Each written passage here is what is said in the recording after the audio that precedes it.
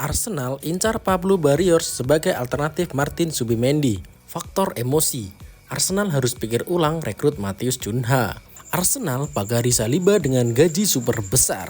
Deretan fakta menarik jelang PSV versus Arsenal di Liga Champions. Andrea Berta menjadi calon utama untuk posisi direktur olahraga Arsenal.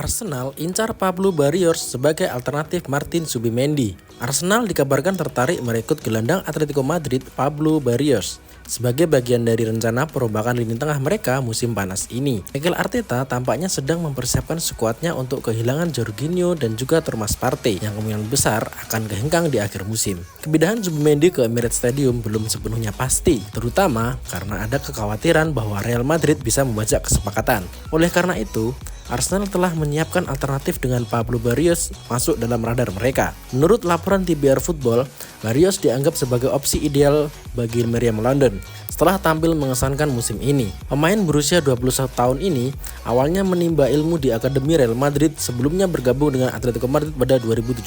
Ia kemudian dipromosikan ke tim utama pada pertengahan musim 2022-2023. Musim ini, Barrios menjadi pemain kunci dalam skema Diego Simeone, mencatatkan 19 pertandingan di La Liga dan 4 laga di Liga Champions. Secara keseluruhan, ia telah mencetak 3 gol dan 5 assist. Selain bersinar di level klub, Barrios juga sukses bersama timnas Spanyol, membantu mereka meraih medali emas di Olimpiade Paris 2024. Ia juga telah melakoni debut seniornya di UEFA Nations League dalam kemenangan atas Swiss pada November lalu.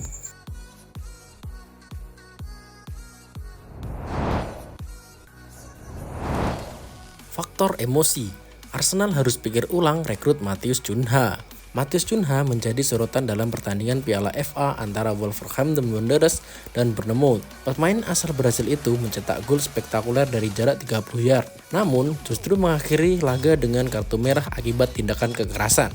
Legenda Arsenal Martin Keown mengakui kualitas luar biasa Cunha. Dalam acara BBC Match of the Day, Keown mengatakan kemampuannya berada di level tertinggi. Golnya hari ini bukan untuk Piala FA, tapi layak ada di Liga Champions. Gol kelas dunia. Beri dia ruang sedikit saja dan dia melakukan ini. Ini mirip dengan Cristiano Ronaldo. Tekniknya luar biasa, tendangan sempurna, kiper tidak punya peluang. Namun, meski memiliki bakat luar biasa, Matheus Cunha memiliki sisi negatif yang menjadi perhatian besar. Di menit ke-120, striker 25 tahun itu terlibat kontroversi dengan Milos Kerkez dari Bournemouth. Setelah ditarik bajunya, Cunha memukul, menendang, dan menyundul kepala lawan yang langsung berujung kartu merah. Keown sangat terkejut melihat insiden ini dengan mengatakan, "Ini benar-benar buruk. Saya belum melihat aksi seperti ini sejak era 70-an. Dia kehilangan kendali sepenuhnya. Lebih parah lagi, mereka bahkan kesulitan mengeluarkannya dari lapangan. Ini sisi buruk yang harus dia hilangkan. Dia punya sejarah masalah ini. Sebelumnya, dia sudah dilarang bermain karena mencopot kacamata staf Ipswich Town dalam keributan di pinggir lapangan."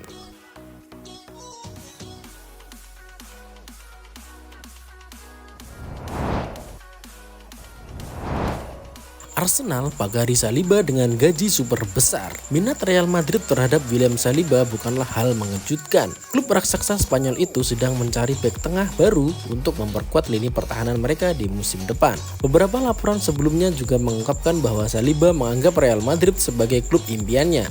Namun, Arsenal ingin memastikan bek andalannya tetap bertahan dengan menawarkan kontrak baru berdurasi panjang dengan gaji mencapai 250.000 pound sterling per pekan atau sekitar 4,9 miliar. Dengan jumlah tersebut, Saliba akan menjadi salah satu pemain dengan gaji tertinggi di Arsenal.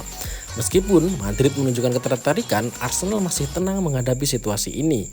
Selain itu, Saliba juga tetap berkomitmen untuk Arsenal, meskipun ia bermimpi bermain untuk Real Madrid suatu hari nanti. Karena itu, bukan hal yang mengejutkan jika pada akhirnya Saliba memilih untuk menandatangani kontrak baru dan tetap bertahan di Emirates Stadium.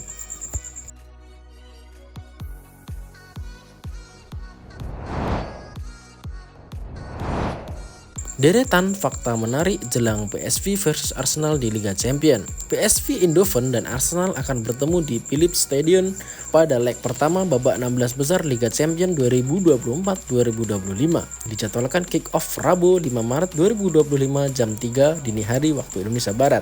Tuan rumah tengah menghadapi masa sulit di kancah domestik. PSV baru saja kehilangan posisi puncak Eredivisie yang direbut oleh Ajax. Lebih pahit lagi, mereka tersingkir dari ajang KNVB Cup usai kalah mengejutkan lawan Go Ahead Eagles di tengah pekan. Di sisi lain, Arsenal tak datang dengan kepercayaan diri yang utuh. Hasil imbang tanpa gol melawan Nottingham Forest kan lalu menjadi catatan minor yang memperpanjang tren inkonsisten The Gunners. Dalam 4 laga terakhir di semua ajang, Arsenal hanya mampu meraih 1 kemenangan dan itu pun saat melawan Leicester yang tengah terpuruk. Dengan peluang juara Premier League yang semakin menipis, Arteta diprediksi akan mengalihkan fokus penuh ke Liga Champions. Laga ini tidak hanya mempertemukan dua tim yang sedang limbung, tetapi juga syarat dengan sejarah bentrok sebelumnya. Dalam 4 pertemuan terakhir, Arsenal tidak pernah menang atas PSV. Terakhir kali bertemu tahun lalu, kedua tim bermain imbang 1-1 di tempat yang sama. Rekam jejak tersebut menunjukkan bahwa Arsenal kerap kesulitan saat tampil di Belanda. Dengan komposisi skuad yang pincang dan performa yang belum stabil, Arsenal harus waspada penuh menghadapi agresivitas PSV di depan pendukung sendiri. Namun, kedua tim sepertinya bakal cenderung bermain hati-hati demi menjaga asa lolos ke perempat final.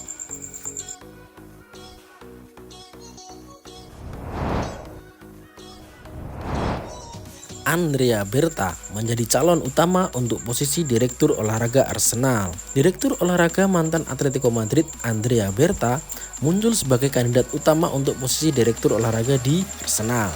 Kabar ini datang dari sumber orang dalam Fabrizio Romano. Pria berkebangsaan Italia berusia 50 tahun itu meninggalkan Atletico pada awal Januari setelah menghabiskan 12 tahun di klub tersebut dan sejak itu ia tanpa klub. Menurut sumber tersebut, negosiasi sudah berlangsung dan telah mencapai tahap lanjut meskipun belum mencapai kesepakatan akhir. Perlu dicatat bahwa pada bulan November 2024, mantan direktur olahraga Arsenal Edu Gaspar mengundurkan diri dari jabatannya.